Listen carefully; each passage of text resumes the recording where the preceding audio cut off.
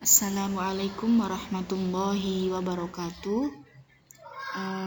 Perkenalkan, nama saya Andini Zulfa dari Prodi Pendidikan Bahasa Arab. Di sini saya akan sedikit menjelaskan tentang mata kuliah Balaghah Ilmu Bayan dengan penjelasan ta'adud tashbih wa adawat tashbih.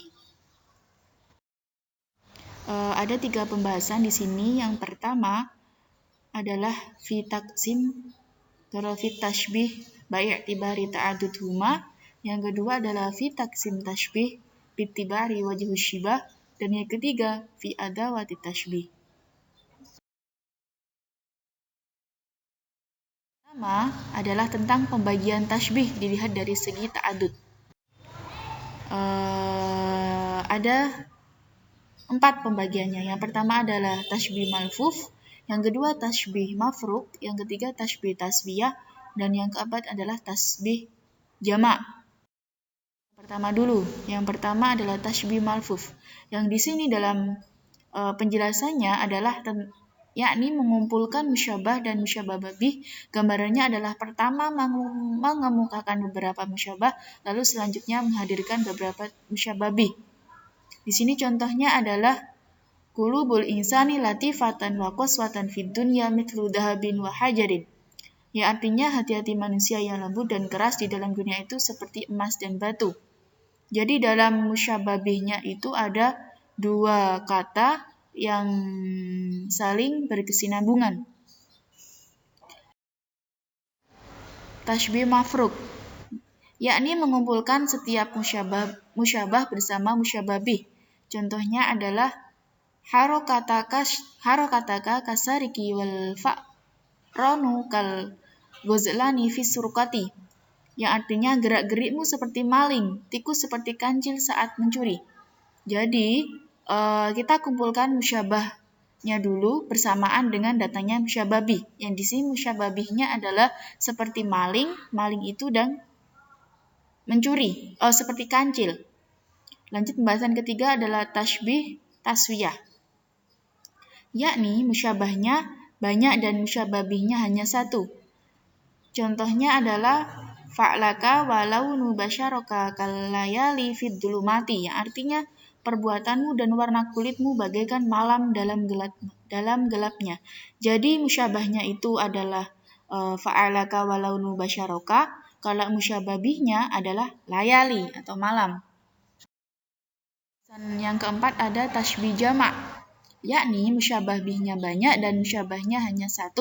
Contoh, tabassamuka mithlal zahrati wan nadrati allati taradul aini, yang artinya senyumanmu bagai bunga dan pemandangan yang enak dipandang. Jadi musyabah bihnya itu ada banyak. Contohnya musyabah bihnya ini bunga, pemandangan, dan musyabahnya hanya 1, yaitu senyum, yakni tabassam. Kedua adalah fi taqsimi tashbih bi'tibari wajhus syibah.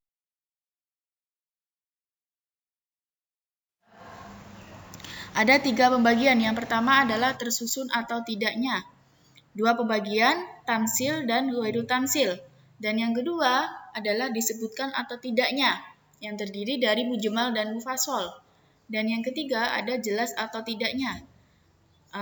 Dibagi menjadi 2 lagi, yakni qorib mubtadal dan ba'id gharib. Pertama dulu, yakni adalah tashbih tamsil, yang artinya adalah tashbih yang wajah syabahnya berubah gambaran atau sifat yang diambil dari hal yang berbilang. Contohnya adalah anta indama taqdabu mithlal amwaji fi halati su'udi wa hubuti. Artinya kamu ketika marah seperti ombak dalam naik turunnya. Jadi dalam gambaran sifatnya ini adalah naik turunnya, su'udi wa hubuti. Dan musyabah bihnya ini ada 2, yakni dalam naik turunnya. 2 ada tashbih ghairu tamsil. Yang di sini artinya adalah tashbih yang wajah syabahnya tidak berupa gambaran atau sifat yang diambil dari hal yang banyak. Contohnya ilmu kal akhlaki fi swadiki, ya artinya ilmumu seperti akhlak dalam kebenarannya. Yang di sini akhlak sebagai musyababihnya dan ilmu sebagai akhlak sebagai wajah syabah, ilmu sebagai musyabahnya, dan fi swadiki kebenaran sebagai musyababihnya. Ketiga adalah tasbih mujmal, yakni tasbih yang wajah syabahnya tidak disebutkan dalam rangkaian. Contohnya, kalamu kamitsla adon namli, ya artinya bicaramu seperti semut yang menggigit. Nah, di sini musyababihnya adalah wajah syabahnya adalah adon naml, dan musyabahnya adalah kalam. Dan dalam tasbih mujmal ini dibagi menjadi dua lagi. Yang pertama adalah tasbih mujmal khofi dan tasbih mujmal jali. Kalau tasbih mujmal khofi ini dibaca dengan samar-samar. Artinya tasbih yang wajah syabahnya tidak disebutkan dan sulit dipahami kecuali oleh orang yang cerdik atau khusus. Contohnya al-ulama'u kal halaqatil mufarraqati la yudra aina tarafaha. Yang artinya para ulama seperti seuntai kalung yang direndam, yang tidak diketahui manakah ujungnya. Pembagian yang kedua adalah tasbih mujmal jali. Yang di sini adalah jelas. Tasbih dan wajah syabahnya tidak disebutkan dan mudah dimengerti oleh setiap orang.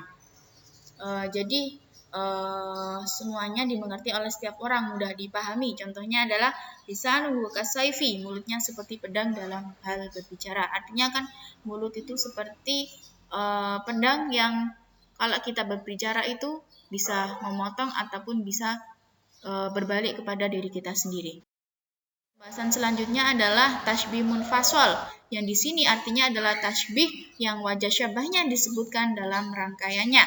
Contohnya adalah sautaka kaktuyurin naqiqi fil iqaati, ya artinya suaramu seperti burung yang bersiul dalam merdunya. Jadi sautaka ini sebagai musyabah, aktuyuri sebagai wajah syabahnya, dan fil iqaati sebagai musyababihnya. Lanjut, pembahasan selanjutnya adalah tasbih gharib mubtadal. Yang di sini artinya adalah tasbih yang perpindahannya dari musyabah ke musyababih dan tidak membutuhkan kepada beratnya berpikir karena wajah syabahnya sudah tampak jelas, artinya sudah jelas dan tidak dipertanyakan dipertanyakan lagi. Contohnya adalah anta kal fili, kamu seperti gajah. Artinya kan kalau kamu seperti gajah, kita bayangkan gajah itu besar. Jadi kalau dibandingkan itu, dikorelasikan itu, kamu seperti gendut, artinya sifatnya adalah gendut. Pembahasan selanjutnya adalah tasbih ba'id gharib, yang di sini maknanya adalah tasbih yang perpindahannya dari musyabah ke musyababih membutuhkan kepada beratnya berpikir dan kehalusan pikiran karena wajah syabahnya memang samar. Jadi artinya ini samar. Banyak orang yang belum mengerti. Contohnya adalah yadaka kal bahri, tanganmu seperti laut. Jadi kita bingung tangannya seperti laut itu bagaimana? Apakah luas, apakah panjang? Perlu dipertanyakan lagi. Ketiga adalah fi adawat tashbih.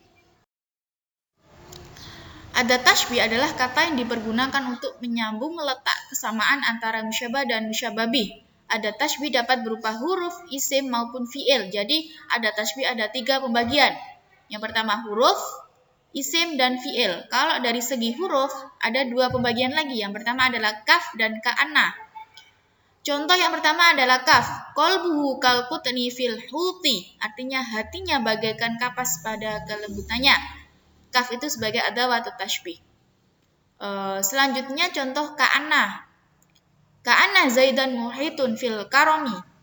Yang di sini ka'anna itu selalu berada di depan dan ka'anna ini sebagai adawat tashbih. Bagian selanjutnya adalah ada tasbih yang berupa isim. Ada 3 pembagian. Yang pertama adalah shibhu, muhakkatun, dan mithlu. Yang pertama kita bahas adalah shibhu. Contohnya adalah Aisyatun mithlul huriyati fil jamilati. Yang di sini artinya adalah Aisyah seperti bidadari dalam kecantikannya. Mithlu ini sebagai adawatu tashbih. Dan yang contoh yang kedua adalah muhakatun. Contohnya adalah hadidul baswari muhakatus sayfa fil qat'i. Muhakatun ini sebagai adawatu tashbih seperti. Contoh yang ketiga adalah mithlu Umar. Contoh yang ketiga adalah Umar mithlul asada fi syaja'ati. Umar seperti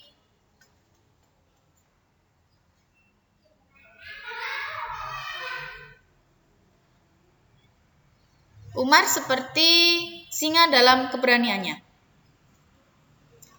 Selanjutnya adalah dari fi'il. Ada 3 pembagian. Ada yukahi, yuhaki, yushabihu, dan yumasilu. Yang pertama adalah yuhaki. Yang di sini saya mengambil contoh Ali yuhaki syamsa fil wadihi.